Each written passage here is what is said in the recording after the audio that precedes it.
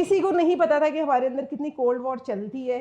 लेकिन करते करते 2018 में वो पॉइंट आया कि हम लोग, जब मैंने इन्हें छोड़ा, फिर वी केम बैक, हमने डिसाइड किया हम रिलेशनशिप पे कोर्स लेंगे। हमने अपनी डिग्री से 10 टाइम ज़्यादा पैसे भर के रिलेशनशिप पे अमेरिका से कोर्स लिया। मुझे लगा वो हमें सिखाएगी कि ऐसे अच्छे इस शौहर की ये गलतियाँ, इसे ये करना चाहिए, तुम्हें ये करना चाहिए।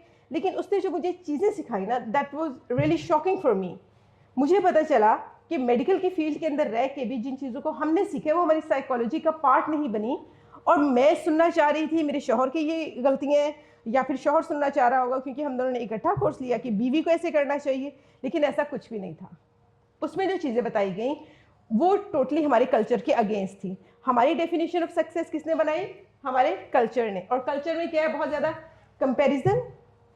ऑब्वियसली आप भी पूरा दिन क्लास में ये कुछ हो रहा होता है। इसके अलावा एक्यूट ग्रीड हम पैदा कर रहे होते हैं बच्चों के अंदर, और कंपटीशन पैदा कर रहे होते हैं, और हम लोग रेस हम लगाई होती है हमने। इस रेस में से गुजरते गुजरते हमारी डेफिनेशंस बनती हैं।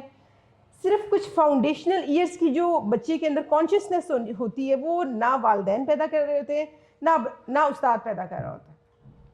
करते करते हम सब पिनिकल ऑफ कंपैरिजन कल्चर में जब पहुंचते हैं, और आज सोशल मीडिया के साथ ये चीज़ और पीक पे जा चुकी है। जितना कंपैरिजन ज़िंदगी में आज हो रहा है, इससे पहले हिस्ट्री में आज तक कभी नहीं हुआ, सोशल मीडिया की वजह से। तो जब हम इन सारी चीज़ों से गुजरते हैं, सारी हमारी, आप ये कह लें कि चेकलिस्ट होती है कि ये भी पूरी हो गई, ये भी पूरी, ये भी पूरी, ये भी, अब तो खुशी होनी चाहिए, सुकून होना चाहिए। लेकिन ज़िंदगी में वो कुछ भी नहीं आता। जब ये सारा कुछ नहीं था बड़े खुश थे। जैसे सारा कुछ आता गया और सारी चेकलिस्ट के ऊपर टिक लगते गए, पता चला हम तो अभी भी खाली के खाली हैं, ये सारा कुछ हमारे साथ हो क्या गया। तो आउट ऑफ दैट फ्रस्ट्रेशन मुझे पता चला कि एक 12 कैटेगरीज होती हैं। 12 कैटेगरीज समथिंग जो कि आपकी पूरी लाइफ को इस तरह डिवाइड करती है, जिसे हमने लाइफ को ऐसे कभी देखा ही नहीं, ना यूनिवर्सिटी ने सिखाया। आई थॉट कि मैं बड़ी पढ़ी लिखी हूँ, पर वो कोर्स लेके पहली दफ़ा पता लगा कि हम बिल्कुल अनपढ़ हैं। हमें कुछ सिखाया ही नहीं गया। हमारी कंडीशनिंग इस तरह कर दी गई है, हमारे बिलीफ सिस्टम इतने डैमेज्ड है कि हम एक अच्छी और फुलफिल्ड लाइफ जी ही नहीं सकते। हम एक ऐसे चक्कर के अंदर भाग रहे हैं जिसका कोई एंड नहीं। इस छोटे से सफ़र के अंदर हमें सुकून मिलता ही नहीं। और क्यों नहीं मिलता? क्योंकि जिस चीज़ पे मैंने फोकस करना था वो मुझे नहीं सिखाया गया। तो पहली चीज़ जो हमारे मेंटोर्स ने हमें सिखाई, that was my own physical health. मैं मैटर करती हूँ। होता क्या है, सबसे पहले जैसे घर में लड़ाई होती है तो फीमेल्स क्या किस चीज़ को सबसे पहले निगलेक्ट करती हैं? अपना खाना पीना। अच्छा, अब हमें जब बहुत ज़्यादा खुशी होती है तब भी हम सबसे पहले क्या निगलेक्ट करते हैं? फॉर एग्जांपल, आप किसी शादी में गए, उस दिन आपने अगर पहले कोई परहेज़ करते भी हैं तो शादी का मेन्यू देखकर क्या करते हैं? जो कुछ भी है टूट पड़ो।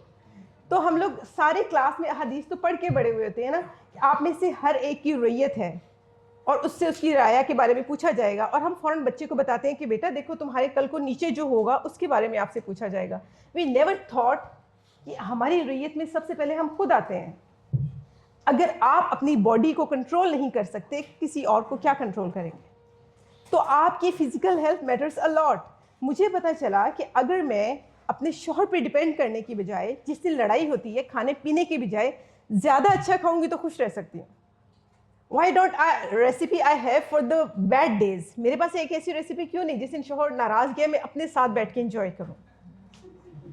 तो पता चला कि आपको दो चीज़ें हेल्थ एंड फिटनेस में बहुत इंपॉर्टेंट है, what you are doing with your body and what you are putting in your body. Body में डालना क्या है और बॉडी के साथ करना क्या है। इन द मेडिकल स्कूल उसके बाद भी कभी पता ही नहीं कि वर्जिश नाम की कोई चीज़ भी होती है और कभी करनी भी चाहिए। एक ही पता था फोटोशूट शादी का होना है, उससे पहले आपको स्मार्ट होना चाहिए, बाद में तो ऑब्वियसली किसने देखना है।